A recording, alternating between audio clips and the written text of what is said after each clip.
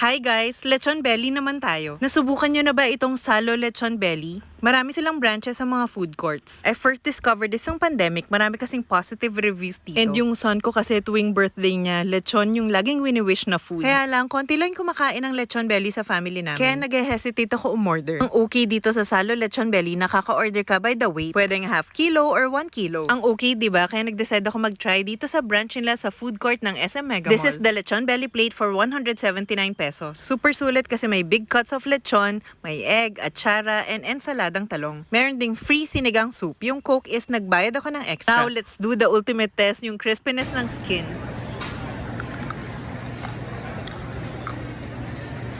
Pasado sa akin to, ang crispy ng balat. Sobrang nabusog ako dito sa meal na to, bagay yung egg sa lechon. Tapos masarap yung ensaladang talong with atsara sa fatty lechon. Gusto ko rin yung sauce nila, hindi overpowering yung lasa. Yung lasa ng skin is hindi nga lang kasing memorable nung natikmang kong Cebu lechon before. Ang hinahanap ko kasi yung sobrang crispy ng skin and medyo creamy yung fat. Pero okay din tong Salo Lechon Belly for me. Convenient pa kasi marami silang branches and you can buy by the weight.